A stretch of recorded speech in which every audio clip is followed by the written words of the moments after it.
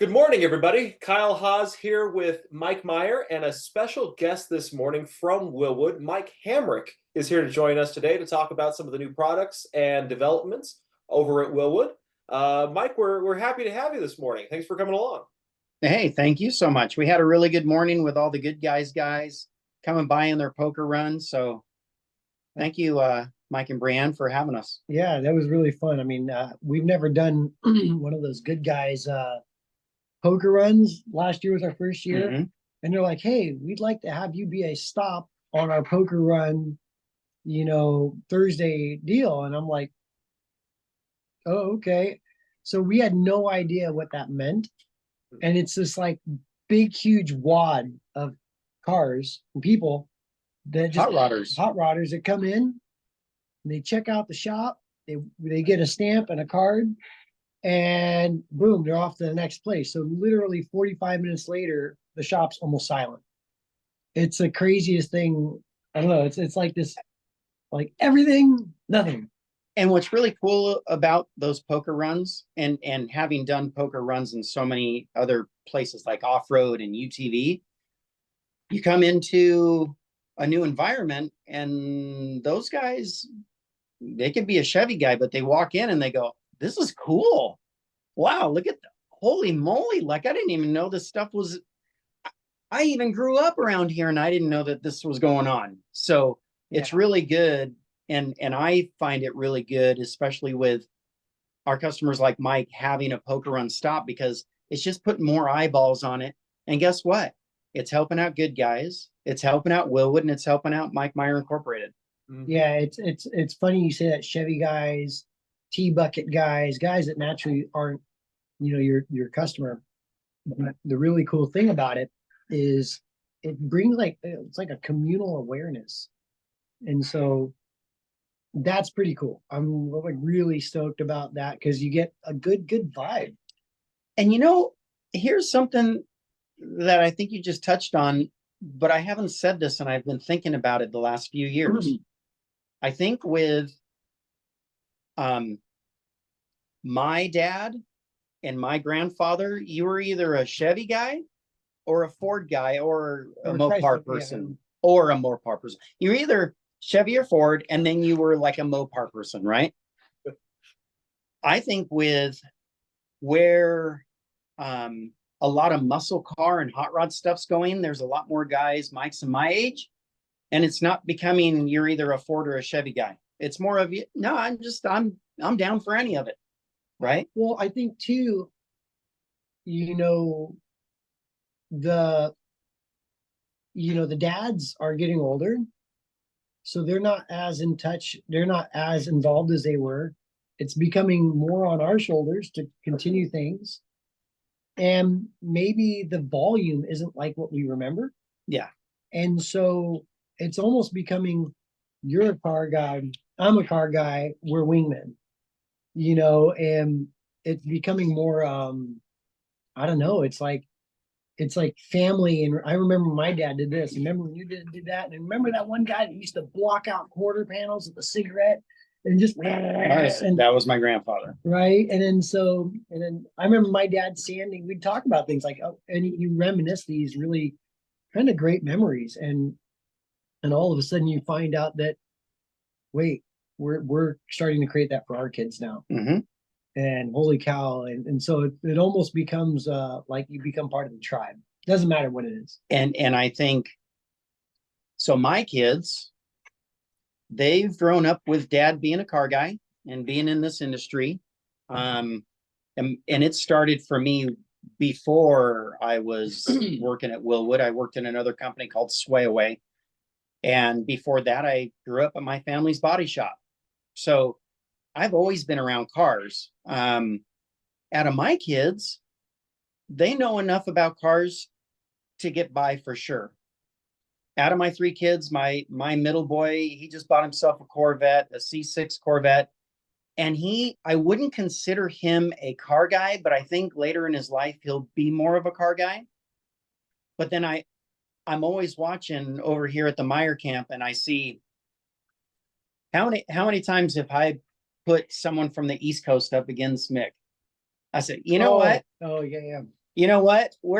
And I'm calling people out right now. Nick's my son, so Yeah, Mick. So Mick and Mike, they showed up at SEMA, what, 2 years ago? yeah, yeah. And then Smitty and little Smitty, Jason Smitty. So Chris and Jason show up. And they're vintage. They're Camaro guys right now. They have Smitty has a pro touring body type big facility that does Yep. badass work. And what state are they out of? They're in Ohio. Ohio. Like he's a thing. He's pretty fast. And so is his son. But I said, hey, so, you know, stirring the pot here. Mick is also, you know, becoming pretty fast. And old Smitty in his Smitty voice, well, like how fast is he? I said, well, he's pretty fast. Good. That's pretty good, actually. And he's driving old man Bruce's car. Wait a minute, he's driving the Cobra? I said, yeah, he's been driving the Cobra. What did Smitty do? Oh, he got all sideways. He just started wandering about and like, let's see if we can get this hooked up and do this and do that. No, before he did that, he came over to Mick and shook his hand and he said, you know what?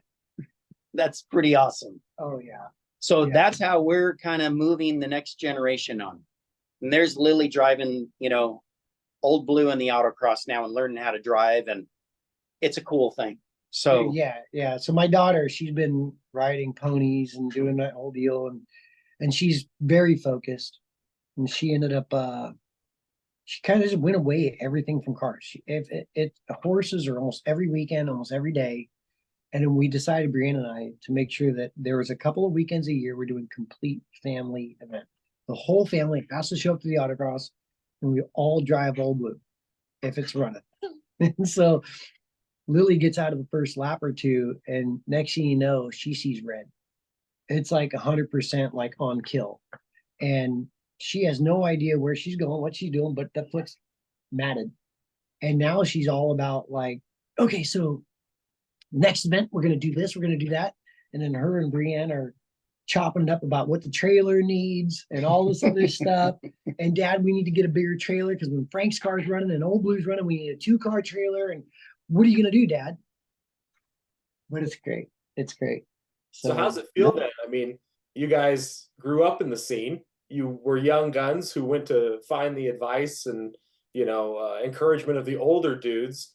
And now you're the older dudes. How's that feel? Thanks, God. I like how you traded that one. You're like, you guys. And it's kind of rad, actually. I think it's cool. And you know, here's the thing. And now I'm going to call out my own dad. When my dad was the same age as me right now, which I'm not going to tell everybody how old I am. 87. I'm doing a lot. I feel like I'm doing a lot more than my dad was doing, you know, physically and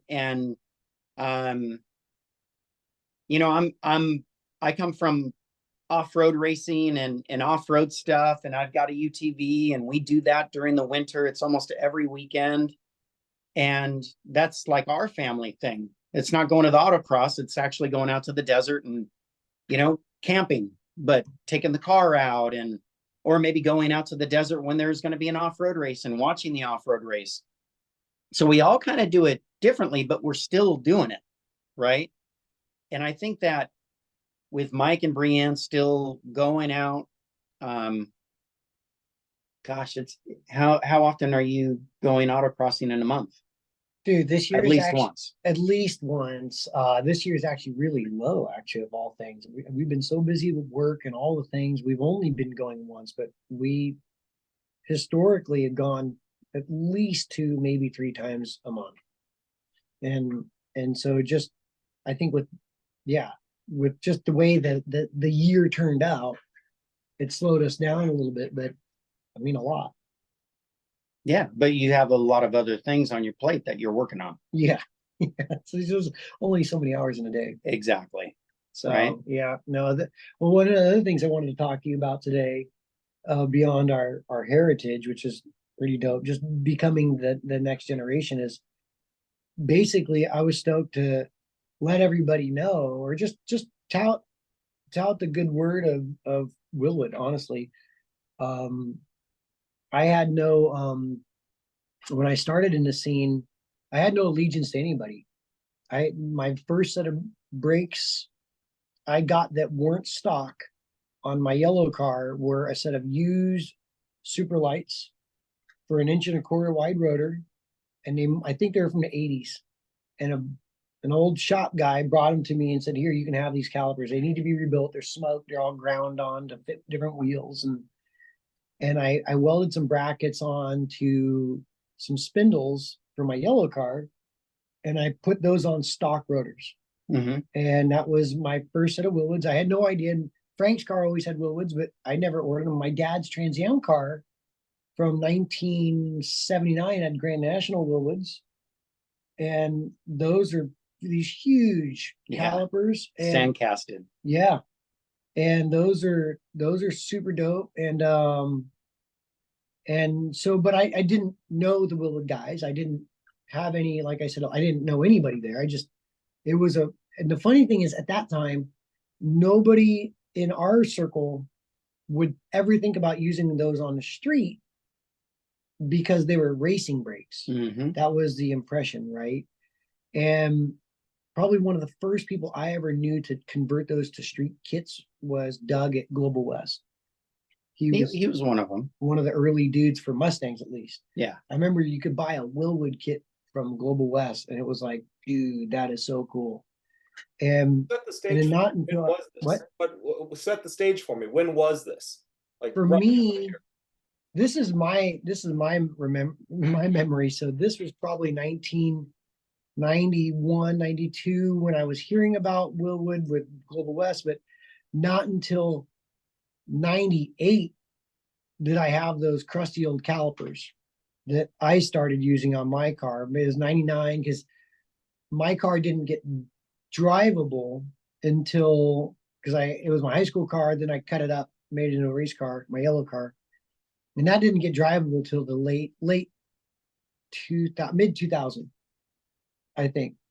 And then so I had dyno lights in the back, super lights in the front, on stock rotors in the front, and it was kind of like a really crappy version of a GT1 car, is what I built. And then not until about 2005 or 7, somewhere in there, when we got into USAC midgets and stuff, did I meet Tony Hunt, and from Hunt Magnetos, the old family name, sprint car family. And he turned me on to calling up Wilwood for some brake issues that we were having with the sprint car. And then I started seeing you at like SEMA, or I don't even know where we started meeting. I mean, the first time I met Mike was at Good Guys Pleasanton. And it was kind of also when like the autocross for Good Guys started. And he was at Maier Racing. It wasn't Mike Maier Incorporated yet. So out of Hayward. And I remember everybody kind of saying, "Hey, you should meet this guy, Mike." I'm like, "Yeah, so yeah." And being the sales guy at Wilwood, I feel like I've always got a good pulse on different marketplaces. And at that time, I was really working on us being more involved with this whole like pro touring thing that was starting. It was really bubbling up. It had huge inertia out of nowhere. I mean, you had Mary Posey out there autocrossing, and you just had a lot of the OGs out there. And then I wanted, but nobody knew they were OGs. No, I mean, I did because people told me that they were. Yeah, it's like nobody knew that Mary was racing with Frank in 82. Yeah. Like she's got a ton of time, and all of a sudden this lady comes out of the woodwork and whoops everybody's ass. And you're like, what is this? Yeah. And with her husband, yeah, who knows how to work on and set up a car behind it all. So, I think it was the end of the show, and Chris Tibbett, who works with us at Wilwood, and he's a Ford guy, and he knew who, wow, Maier Racing, oh my God, in Hayward, oh man. So I said, hey, Mike, we're gonna see you on our way out of town. We're gonna come over the hill and check out your shop. And I think as soon as we got the truck and trailer parked, saw what was the street that it was on? Meekland. Meekland. That was like the OG, like Meekland had everything. so that reminded me of where I grew up. It was called Deering. And Deering and Canoga Park is where our family's body shop was. There's no curbs. You kind of just park wherever you want. You know the homeless people that are walking by, and you know everybody in the neighborhood, right? The one dude that pushes with one leg backwards on his wheelchair to go get his 40 of Oldie. Yeah. Every morning, you know, it's like Community comes in different shapes and sizes. oh my God, a lot of character in those communities. And then the guys that were working for Mike and his dad, you know, I related to it, and so did Chris. So I think that's how it really kind of started. And I was like, okay, like this is a good. It felt like at home. Yeah, and like he knows a lot about Ford stuff, right? He's working on other stuff like Chevy stuff, but you know, his dad was a Ford guy, and this is kind of a Ford camp, and they're doing this fiberglass for Fords, and you know, it felt welcoming, right? Well,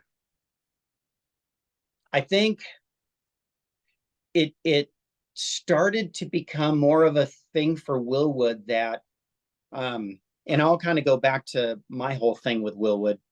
I started in 2002, and I was brought on to Wilwood to be a sales and tech guy. But after about 6 months, I spent my 6 months at Wilwood just standing back and watching how everything was run. And I knew enough from my previous job about manufacturing and marketing and sales and tech of an aftermarket business that I understood. And then I could see where we had our strong points at Wilwood and we had not so strong points. And our strong points are we know racing. So when I first started, we had a whole sales division of like 2 to 3 guys with one guy managing it all. And it was the Winston Cup guys. So it was the guys that took care of all the teams. And I would say that 75% of the race car teams back in 2002 and earlier were all Wilwood guys. And, you know, kind of listening to them and learning about some history about Wilwood. But because I was on the other side of the fence, I saw all these street kits that we were starting to make. And what's funny is I'm not really a Chevy or a Ford guy. I'm more of a Chevy guy-ish, but I'm a Honda guy. Okay. Oh, I know. And Those guys. a lot of people got you. laugh, Okay. right? Like Mike just did. I'm a front wheel drive Honda guy. I drive a nicer Acura daily now, and I've owned the same car for a long time. But my point is, I was like, wow, they've got brake kits for Hondas. Wow, there's a whole new market right there. You don't need to make it slower. I mean, I don't Got him. No, there's some pretty quick Honda front wheel drive cars, but I was like, man, this whole street performance thing, we could probably make this bigger. Well, I was the hot rod sales guy because Wilwood had lost their hot rod sales guy. So I was really focusing on people like Gary Height at Height's Hot Rods and Sal and Ed over at Total Cost Involved, TCI. And then Dave Brizio, so Brizio Shop.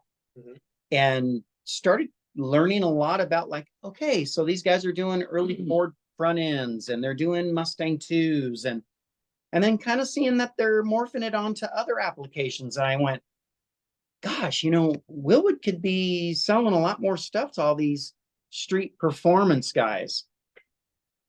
So I'm not going to say that I'm going to take all of the accolades for that, but I feel like I had a lot to do with it because I got to a certain point where I would tell the guys at Brizio, I'd say, why aren't you doing like, you know, a muscle car?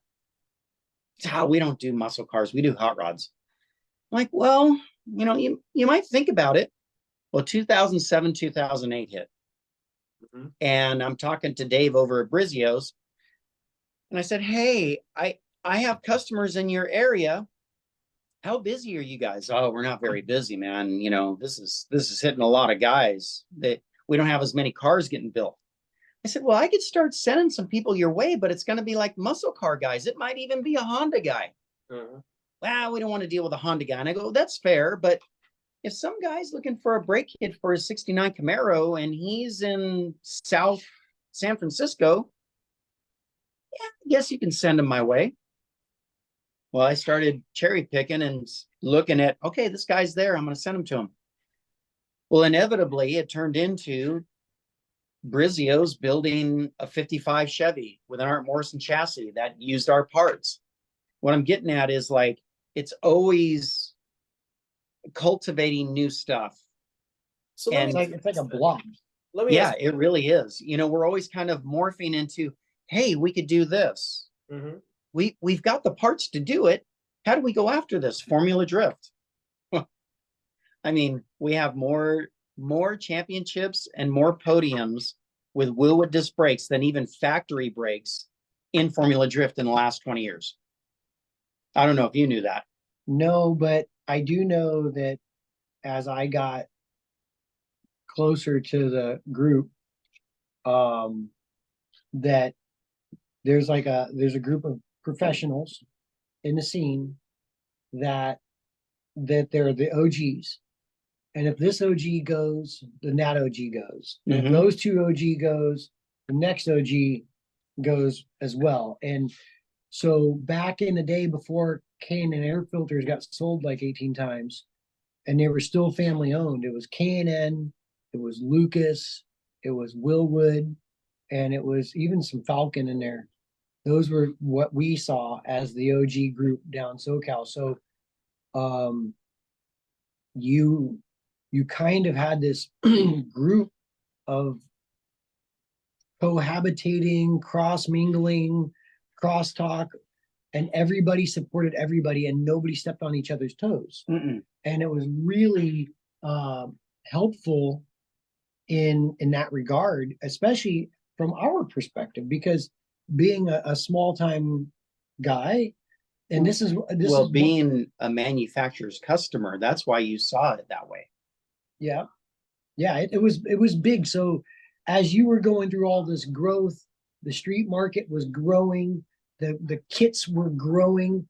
I saw from boots on the ground some other things. There was a couple of things. Number one, we would put a brake kit on the car and the car absolutely wouldn't stop. And it was like, well, I got them. If it wasn't for Frank's car, if it wasn't for Tony Hunt in a sprint car, if it wasn't for the yellow car, if it wasn't for my dad's Trans Am car, which all have Willwoods on it, of which all of them dropped anchor and just stopped. Amazing. They're just awesome stopping cars. Why is this other 1968 Mustang not stopping? And then why does the brake pedal feel like this? And why is that? And what we started realizing, there was a couple of things happening all at the same time. The industry was blowing up with Pro Touring. There were so many variations of applications that Wilwood, ourselves, because all these new kits were flooding the industry, nobody knew all the variations available to make every single kit work really good. Frank's car had Wilwoods on it for 30 years.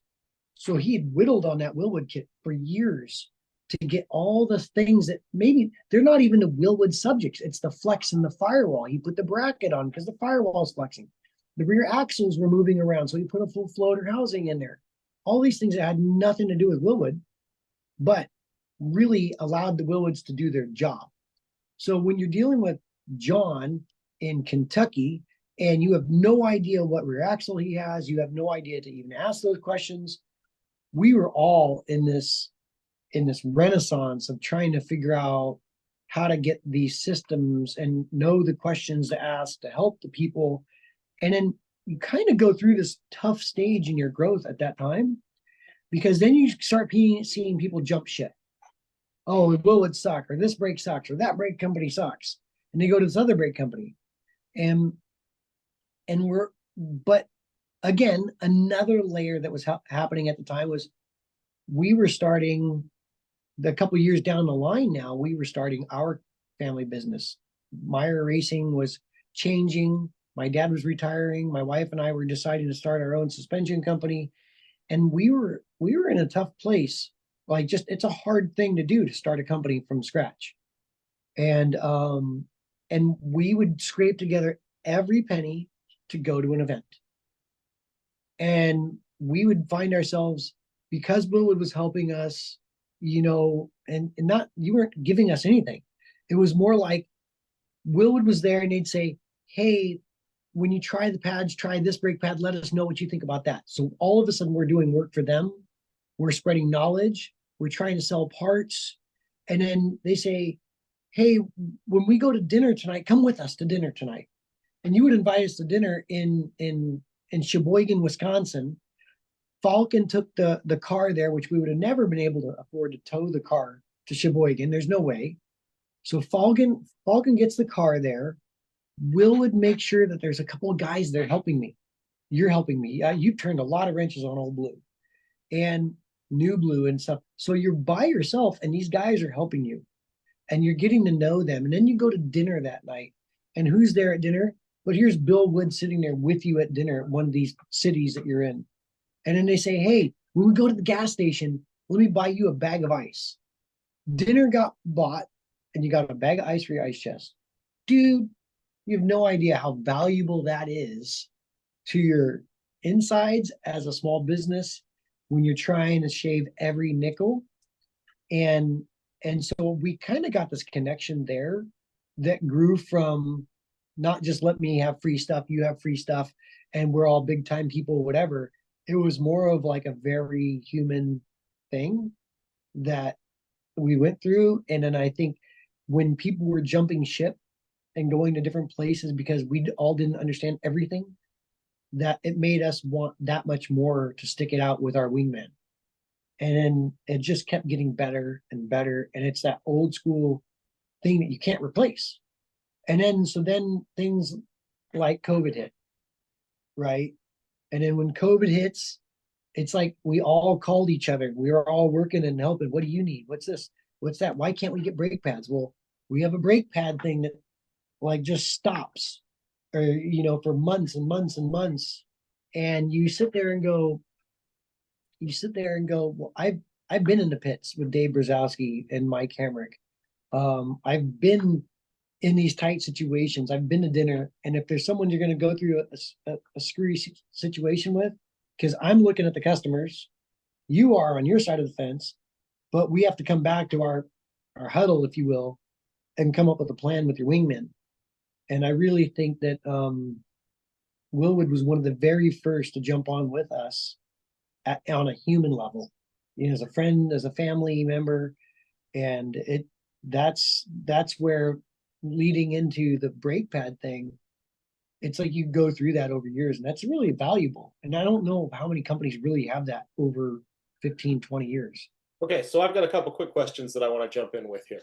So first of all, I mean, you talked about sort of this renaissance that was pro touring, and you talked about the small knit group that was a lot of these companies working together in California at the time. I'm curious, what do you think caused the renaissance that created pro touring? And do you think it was a case of these companies coming out with products and services and that helped spur that revolution?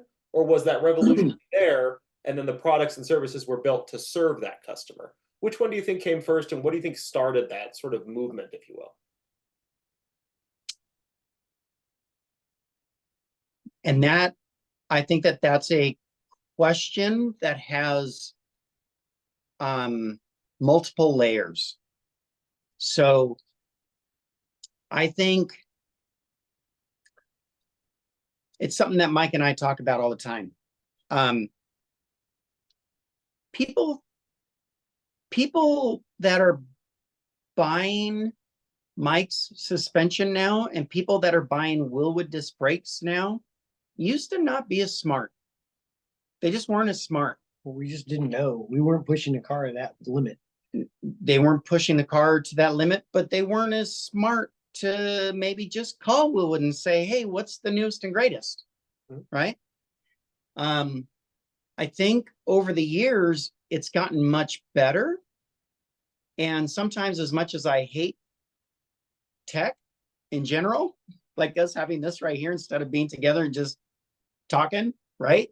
I think it's great because now we're getting to a lot more people to hear our stories and why I think we've both been successful, right? But people are becoming smarter. And then they started saying, gosh, I really can go faster in my 69 Camaro if I just put a stickier tire on it. Then with a stickier tire comes, gosh, now I can stop a lot harder, but my suspension's moving around now. Now it's moving around. Or but now I'm saturating the brakes. And they think it's just the factory brakes suck. And you're like, well, there's layers to that also, right? It's like an Excel spreadsheet, and you go to the next page and you go, oh my gosh, now I got a whole other page to talk about, right? So then it was like, well, even with your factory brakes, if you just put a little bit hotter pad, like a pad that'll take more temperature and have a little more coefficient of friction, you won't have to be on the brakes so long and so hard. They're actually going to run cooler. And they go, I don't understand that. Yeah, you don't have to be on them as much. You're not putting all that kinetic energy into it now. It's like a building block. I think to add to what you're saying, if it wasn't for Good Guys and Optima, I think if it wasn't for Good Guys and Optima, what they did was they did a really old school thing. And what they did, it's exactly how midgets were created. The original promoters pre-World War II, even into the World War I time, into post-World War I, what these guys were doing is they said, there's all these races in these cornfields.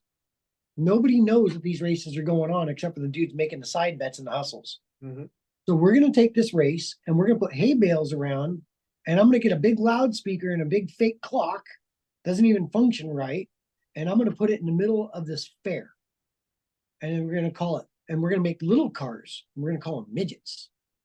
And then so they put, and they're going to be more affordable.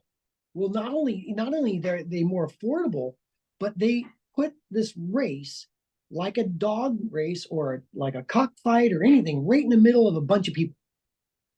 And then all of a sudden a bunch of people go, oh, look, racing, where they didn't even know it was happening. So I believe the redevelopment of this thing came from Good Guys straight up putting a race that was a peanut. We used to call it the peanut in the middle of a Good Guys car show. And the whole show, when that started, would empty out and be 4, 5, 8, 10 people deep all around the fence. Because they had never seen it. It was nuts. And then, of course, competition begets competition. And then you had, at that time, you also had Optima, Jimmy Day and Optima Batteries. Those guys come out of the gate. And they put it on TV. Holy crap. They had autocrossing. They got Bill Goldberg out there, like a huge name at the time. At the time, yeah. And TV still was TV. It was the waning years of TV.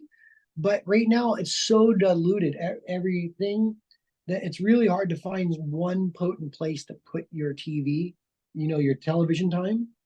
And so, but back then it was more concentrated. So you had Optima happening, you had Good Guys happening, and then you got what he's talking about, competition begetting competition, which now develops brake pad application growth, kit growth, brake pedal feel growth, master cylinder growth, suspension growth. So here's something that I always say. Somebody will come up to me and oh man, I got this 900 horsepower motor, and I got this, and I got this. And I tell them, I go, just tell me if the car's going to go fast. Well, yeah, it's going to be fast. I said, okay. So what I want to know is it going to go fast? How much does it weigh? What suspension are you running? What wheel and tire? And really, I don't like to ask you this question, but I'm gonna. How good of a driver are you? And what are you gonna do with a car?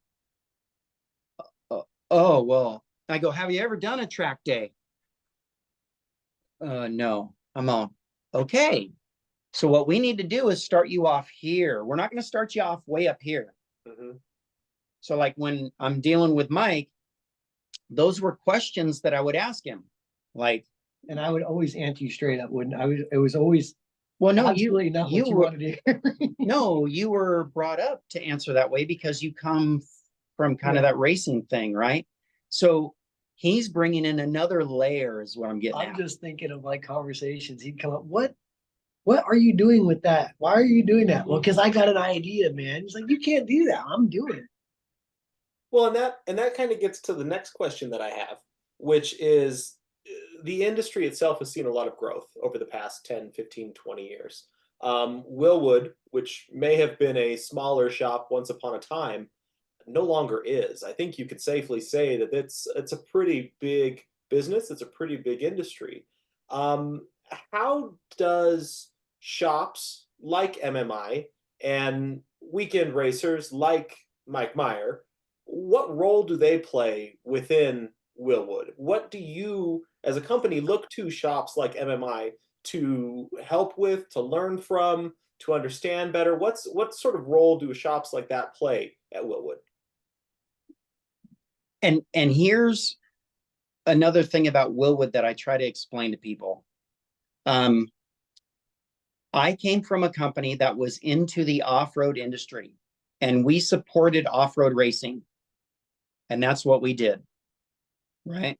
So it was kind of like that big. And that's all I really worked in. Well, when I came to Wilwood, I went, holy cow, that same part number Superlight that Mike was talking about putting on his car. I know the part number, by the way. I know it. I see the caliper. 3191 L&R for left and right.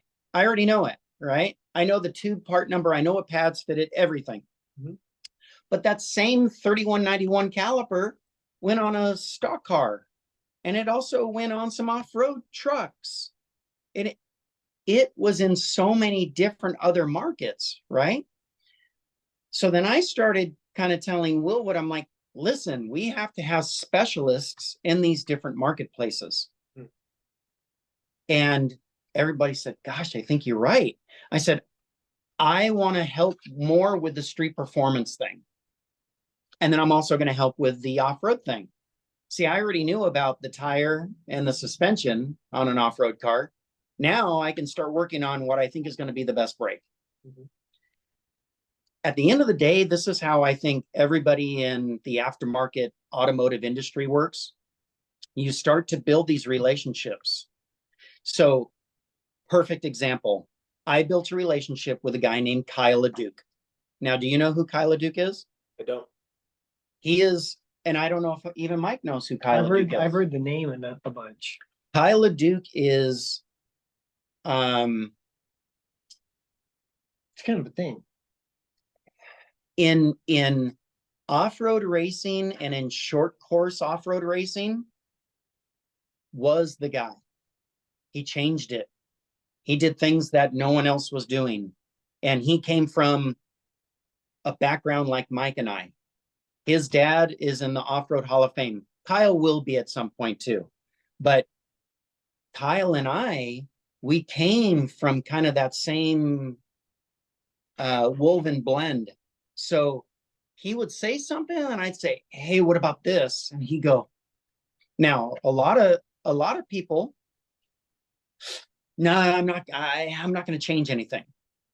Well, why? It's mid-season. I totally get it. So then I started to not ask during mid-season. I would ask at the end of the season or the beginning of the season, yeah, you're going to go test? Can I come out and test with you? Well, Kyle was like, hey, I got this new idea about this new car. What do you think? And I'm like, holy cow. For what you're building, this sounds totally crazy. But with everything that I've learned in our drifting, I want to take the same brake package we're putting on the front of a drift car and put it on all four corners of this car. And I explained it to him why. And he said, wow, Mike, I think you're onto something here. Long story short is he ends up winning 7 championships, and he would, if he hadn't passed away about a year ago, he would have still been winning championships. But because I became a part of that camp, now I'm very tight with the guy that helped him get there. His name is Trad. And Trad is a guy that will say, Mike, we're ready to go a little bit faster. What do we got to do with his new driver, Jimmy Henderson? I said, hey, if Jimmy's ready, let's try this. But it's mid-season. No, it doesn't matter. Doesn't matter. When it's a good change, it's a good change. We want to go faster. And you already told us that we can. We want to work with you and do that. That's awesome. It's these relationships that like I've built in different places, like drifting. The one that I really started it with, his name is Stefan Papadakis. And you've probably heard of this guy, Tanner Faust. Mm-hmm. Well, Tanner Faust was just Tanner Faust back in 2003, 2004. But what did he end up doing for drifting? Mm-hmm. And he was on Wilwood. So when I'm in the pits and I'm working with Stefan, and Stefan's going, Mike, stop asking me. Just go talk to Tanner and then tell me what he said. We're going to try these other pads. We're going to try to do this. We're going to try to do that. So it's funny, but I will even look at Frank's car today and go, man, maybe we could do this because I'm doing that with Trad, or I've done that with Stefan. I'm always trying to keep the ball moving. And, something that we call it at Wilwood is tribal knowledge. Well, I think with that, I mean, I don't think to your question, I could tell you how I try to be for Wilwood. Because again, all those dinners, all those races, all those times we work together, for me, I almost start becoming like, I want to do this for me. I want to race. I want to win. But I also highly value these guys' sweat equity in our family. And so when we go out to an event, maybe you're doing really well and you just don't want to spend the time change brake pads for Mike today because I'm doing good and I got a lot of stuff on my plate. But then you know that he's your wingman and you're like, all right, we're going to change this pad. We're going to do this. We're going to do that. And we're going to try this, this, and this. Now, all of a sudden, he learns, I learn, and then there's no way they can do all the testing. They can do all the trying. And so you've got Trad, you've got Tanner, you've got all these different people in all these different industries who funnel information back to the core team at Wilwood. So it's not just the Wilwood guys. It's almost like Josh, the sales guy, or Caleb, or any of them. They're kind of getting fed with a fire hose from all of us. And so at least for us, we really try to hope to say, when we say something, we've heard a lot of people talk in like a knee-jerk fashion where they feel something and they sophomorically make an opinion. And I've done it. And you're in the middle of things and you're confused and you're in the heat of it. And so we give bad information sometimes just because you're in the middle of it. Mm-hmm. So we try to slow down. We try to look at all the variables and we try to give black and white information like, hey, I'll tell you what, I've done this 3 times on Sunday, 8 times on Wednesday, all these different times. It keeps coming back to this. Mm-hmm. And then after a while, they're like, okay, we don't know what the answer is yet, but we know that that's a subject. Mm-hmm. And all of a sudden, it sounds funny. 6 months later, a year later, all of a sudden, it's like, dude, we found it. It's this. And then it blows up to all of our customers. Everybody gets the benefit of it. Mm-hmm. So maybe he learned something from drift, or maybe he learned something from going to the Silver Crown race with Dave Brzezowski, because everybody also comes to it with different thoughts. And that's really important. So all the team members, you had JJ there out at all the good guys and all the Optima stuff for a long time, where JJ would come back and bring his Trans Am experience and all this stuff in. And he'd say, hey, these guys really like this. And then Brzezowski would bring the USAC stuff in.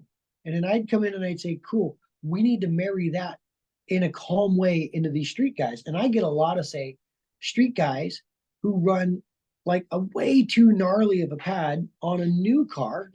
So like some of the new car stuff, their ABS systems are coded and tuned via software to decelerate at a certain rate.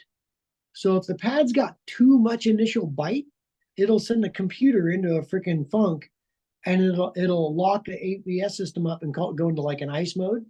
And because they've also put on a 200 tread wear tire, and the car, it's almost like, I remember so many times with like Priestley's 5th gen Camaro. Oh yeah, no. Oh. I mean, that was a mess. It was a mess. We put all of our stuff on. It was a mess. He came in and he is a shoe. Okay. Yep. He knows how to drive. So he's already up here. So I know, hey, we got to throw the anchor at it. Mm-hmm. He came in and I think he was going to wring my neck. It would have been a good fight because I think we're about the same size. I mean, I would kick your ass because you're much smaller than me. Hey, man, but I'm slippery. Slippery, yeah. I'm slippery. Like a little noodle.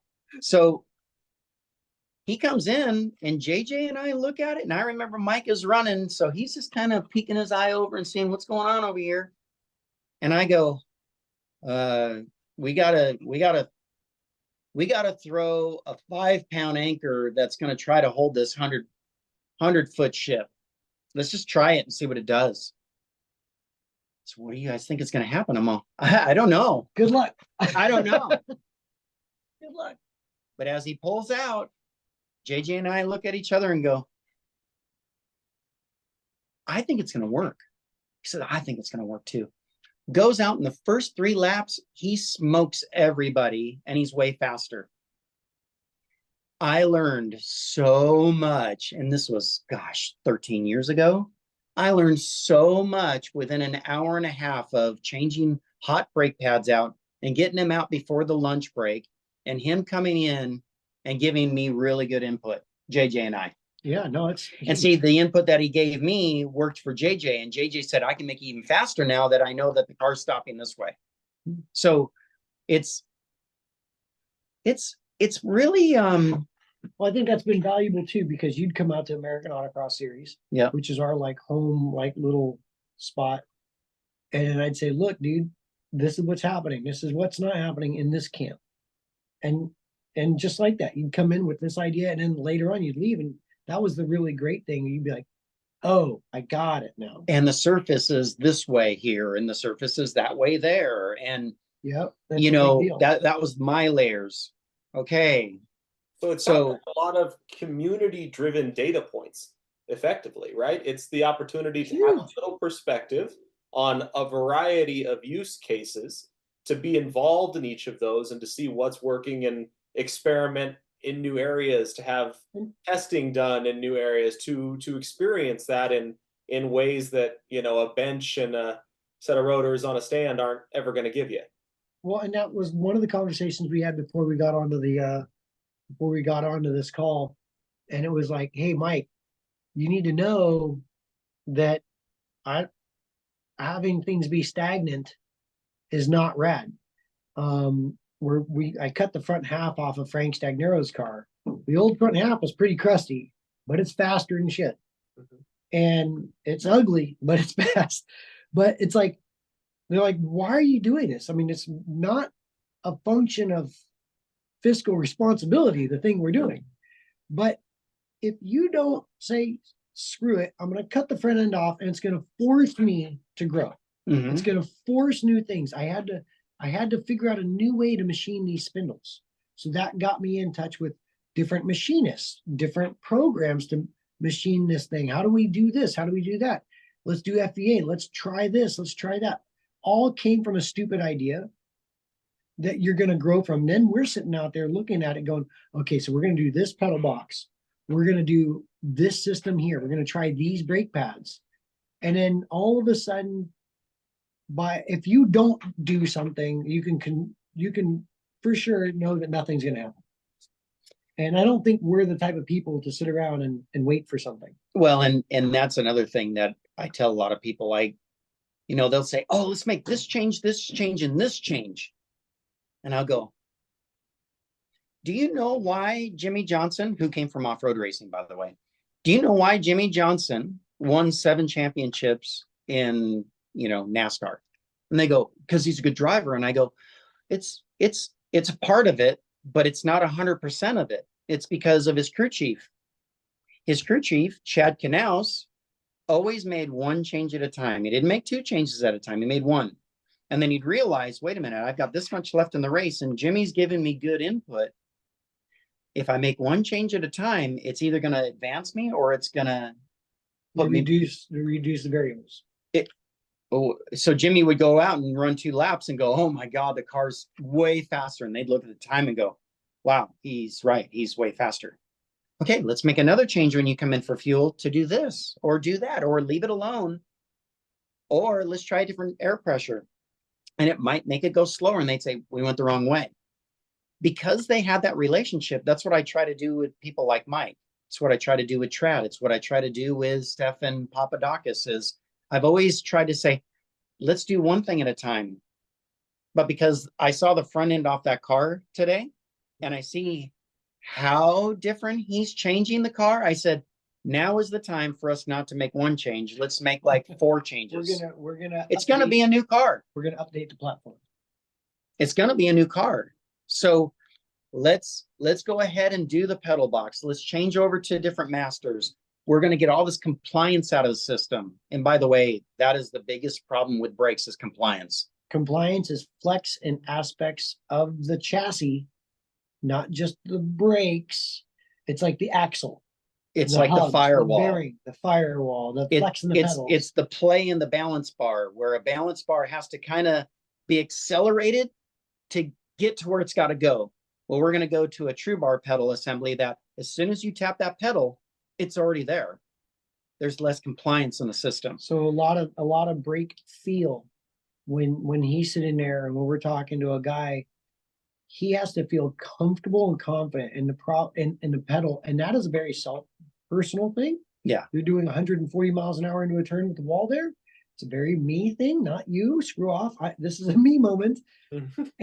And so when he's sitting there trying to make that driver feel good with trying to predict the flex here, trying to predict the flex there, the weird bearings that he didn't know that dude put on his car, all this weird stuff.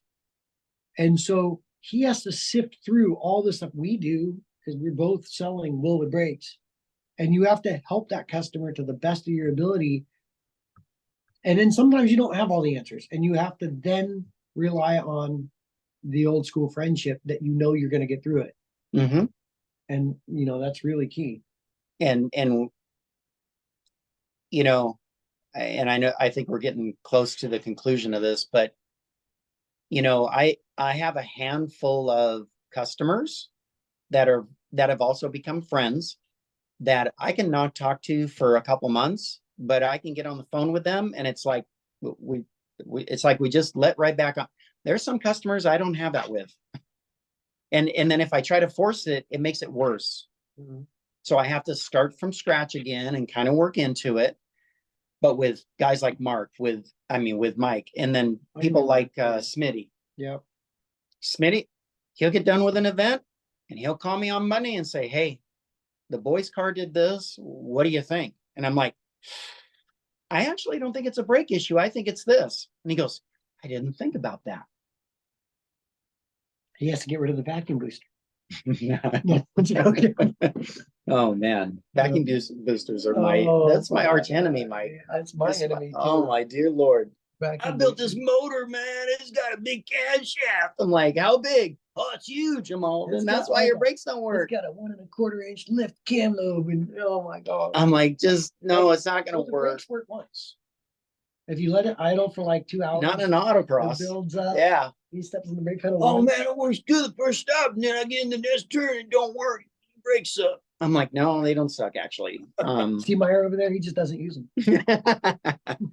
So we've talked a little bit about sort of your guys' past and your history together. We've talked a little bit about present, kind of some of the things that you're working on now. Tell me a little bit about the future. What's Wilwood got cooking? What's in the pipeline, and what's exciting? So something that Mike brought up earlier is being relevant, and where are we going? And a really tough thing for the last 4 years with Wilwood is brake pads. Brake pads, I'm not going to get into the meat and potatoes behind it, but manufacturing brake pads and keeping pads consistent, because brake pads, think about it, it's almost like, it's not like cooking spaghetti. Okay, a little bit more oregano. Oh, I'm going to add a little bit of this to it, and you can change the taste to what you want. Think about brake pads as baking. They have to have the right amount of flour. They have to have the right amount of eggs. And if you stray from it, you're probably not going to have a very good cake, right? So if you don't have the exact combination, you can't keep making it, right? It has to be very controlled. Very controlled. And if you can't do that, then you can't supply what you've been making, right? And it's been very hard. So I really feel, and something that I told Mike this morning when I got here is, on our race side of brake pads, which is what he and I are constantly talking about, it's not so much the street stuff. We've got that figured out. If a guy buys a front and rear brake kit from him for his street car that he's going to do a little autocrossing, we got that figured out. This is going to be pads for Old Blue, Frank's car, track day stuff. You know, New Blue. I think that we have a pad that's perfect for that car now, but we've got everything organized now. So now we have a plan. So through the weekend, he and I are going to talk about the different compounds, and I'm going to tell him the pros and cons of them. Because that was a big thing. I mean, like when COVID hit, we all didn't know if we were going to be open next week, because we didn't know if it was going to be allowed to be open. Mm-hmm. And then everybody made a run on materials. And then there was this huge vacuum post-COVID. Now we're in this weird lull. And it's like this thing. And so trying to get everybody on the same level and everybody playing the same game through all these transient times, and saying, oh, by the way, we need a pile of brakes, you know, for this entire industry, because you supply from military to off-road to street to race to all drift, to buggies to, I mean, all sorts of stuff. And we need a lot of pads. We need a lot of tribal information, and we're losing some pad manufacturers, gaining some pad manufacturers. And oh, by the way, can you make it exactly the same and not mess with everything? So it puts everybody in a very human, real spot. Yet again, and this is why long-term, you know, collaborations are tremendously important. And here's something that people don't realize sometimes is the data that you see on a Wilwood brake graph is all done on a dyno. So it's very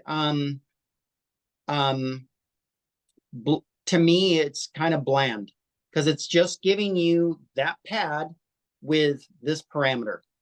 But as soon as you take that pad and I put it in Old Blue, it's going to work way differently than it is in Frank's car. He's going to drive both cars, but they both are different cars, right? Different compliance, different tires, different grip. So they're not going to work exactly the same. So we kind of need to go, okay, we need to have different offerings for different applications, basically. And what happens in a vehicle testing is way different than what's on that graph. Mm-hmm. So when people are like, well, the graph says, I go,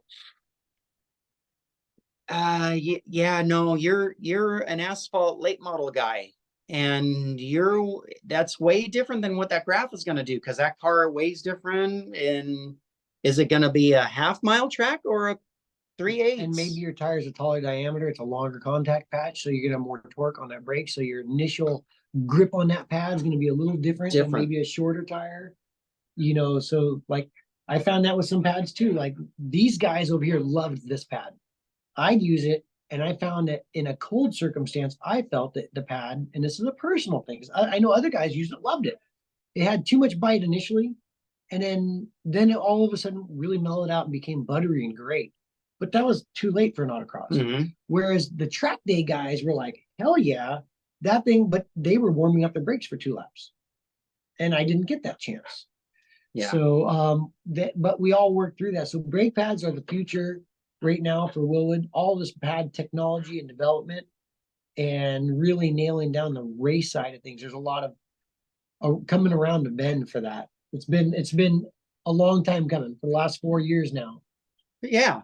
And unfortunately, there's also materials that are going to the wayside because we can't manufacture them, you know, and that same exact formulation anymore. So that's why we've been working so hard on this. And Mike is one of the guys that's like, where are we at? Because I really like this pad, but like, and he's always been stuck on that pad. And I'm like, bro, you're going to have to change it. Like, we're going to have to do something different. Had to do this with Trad over at Jimmy Henderson's new Pro 4 truck. I go, Kyle, really? I mean, I'm telling you it. Pads are very self-personal. Yes. I'm telling you. It's like saying your favorite pair of underwear, you can't wear them anymore. And your wife's looking at you saying that, and you're like, dude, but those are my chonies. And that's what he's saying about my B pad. I mean, oh, now you called it out. Yeah. So it's the A pad. It was Kyle LeDuc in the A pad. And then I go, man, we don't have A's anymore. It's got to be this pad. And it was like, dun, dun, dun. I go, you're gonna have to trust me. So we got a new truck. We got the same brake setup, but we got a different pad. And it's the right time for this new driver to try this other pad. So, and guess what? Here's how I know when stuff doesn't work. And it's the same thing with Mike. If I get a phone call on Monday and it's because the brakes weren't working, but if the brakes did work, I don't get a phone call on Monday. That's how racing is. Yeah. You do. If everything is great, you don't hear from that guy. And I have to like almost stop myself and say, and I'll grab my phone and text him and go, hey, I haven't heard from you after last weekend. How'd the pads work? And then the phone, oh man, dude, he is so stoked with that new pad. It's perfect. I'm like, great. We can still make it a little bit better. Thanks, Jerko. You should have told me that. It's like, I was like, I from a vendor standpoint or someone who creates something for someone, it's like, I want to hear, like, I'm like all weekend, like on pins and needles about my customer. And I'm like, or you don't hear from him if it's good news. Yeah, you only hear if it's bad news. A buddy of mine won this big race. It was like a big velocity vintage Trans Am race. It was like on TV. It was a big thing. And I find out that he won it like 3 months later. I'm like, dude, you won it? He's like, yeah, I won it. It was great. I won this one. I won that one, all this stuff. And I sold the car. Everything was amazing. I mean, it was on TV a little bit. And you're like, but here's the good thing about it. He's going to build another car using the same parts because you know that they work. And he believes that Mike knows what he's talking about. And that's, I mean, that's really, I think that is the core of that onion that I'm talking about. I think I'm fortunate enough to be the type of guy and work for a company. And I say this to a lot of my younger sales guys that work for Wilwood. I say, remember that you work at a company that is going to stand behind whatever you do. So listen, if you don't ask the right questions of our internal staff and get the customer the wrong thing, we're going to help you get him the right thing. Okay. If I have to do it 3 times, then we have a problem, right? Mm-hmm. It's just like mowing my lawn when I was a kid. My dad said, I want it mowed like this. I said, yeah, but no, you do it the way I want it. And after you do it the way I want it, guess what? Then you can do it any way you want. If I can educate our staff to do it the same way that I've learned how to do it, then he's going to start off the right way and say, flat out, I don't have an answer for you, man. I got to get the right answer.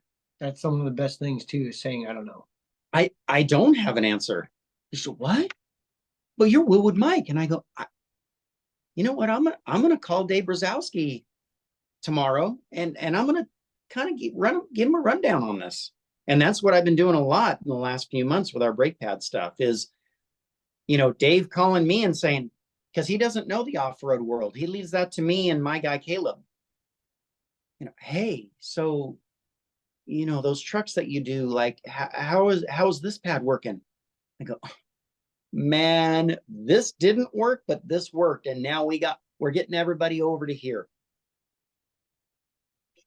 That's all I needed, Mike. I just needed to hear that. It's that tribal knowledge, right?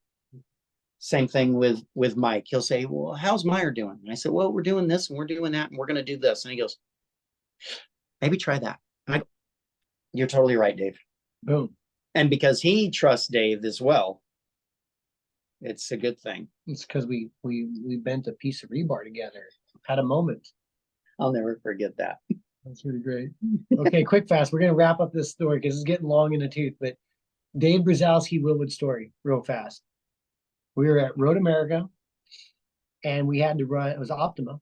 We had to run the autocross, the road course, and the speed stop all in the same day. Yeah, it was freaking bananas. It was like hot. You never got out of the car. It was, dude. It was super hot.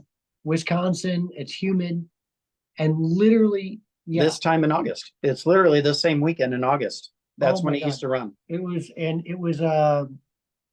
yeah, I literally never got out of the car for the day. Until it broke. And then so I get going, I'm on the road course, I'm making my first lap, and I get wheel hop going into a one turn. And wheel hop is really gnarly in the rear axle. It's when you step on the brakes, you got too much rear brake bias in the car. This is the first time we're running these courses, these speeds. And the rear axle hops and it bends the torque arm, like tacos it. Big long torque arm. And it goes from the rear end housing up to the front. And all the torque values, all the torque tests that are done on that torque arm are all under acceleration. Because I source it from another good friend of mine. And then we put brackets on it. And so I'm looking under there, and I never really met Dave before. No, Dave was new with us. But Dave was like, he's like a thing in USAC, like sprint cars, and he's like a thing, midgets and sprint cars. And he has been a crew chief for AJ Foyt's team at the Indianapolis 500. Yeah. That's how big of a deal he is. So here I am. I'm like nobody. I got a 65 Mustang with a NASCAR motor, all sorts of crap cobbled together to make this thing work. And he's looking at this shit show like, like, what am I watching here? Here's AJ Foyt, crew chief, watching like this scrawny dude. And I go, my torque arm is broke or bent. That's not broken. I got to figure out how to straighten this thing. So I'm going through. I know Kyle Tucker has a welder. Boom. He's got some scrap metal. Boom. I don't know what I can do with that, but I'm going to do that. And I got towed out there by the Falcon guys. I need a press. So I need this press. So then what I did was I talked to the truck driver, and those guys, for us, because we were more promotional thing, it wasn't like a race rig. The truck drivers would get there and just be there. They didn't actually do anything other than just wingman you. So I said, hey, can we hook the 18-wheeler trailer back up to the tractor? And then what I want to do is I want to use the landing gear for the trailer to lift up the trailer, but I want to support my beam, my torque arm on a couple blocks of wood, and we'll press this torque arm back to straighten it back out. This isn't at all. So we use the 18. And let me tell you, and his name was Doug. Doug looked at us and went, right on. Yeah. Goes over back. I mean, he had that thing together within 5 minutes. Yep. Right? Because he didn't have to hook everything. He just needed to get it so we could get the landing gear so we could use it as a press. Uh-huh. Dave is getting some blocks of wood. I'm running over and getting the welder. Someone else is getting the rebar. Oh, that was another thing. So there's a stake.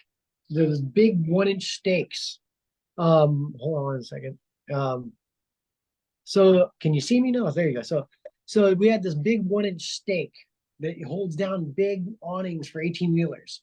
They pull this out of the Falcon rig, and they said, can you use this? And it's like 3 feet long. I'm like, yeah. So we put that in the press, bend it, wedge some steel under it, and I created a truss.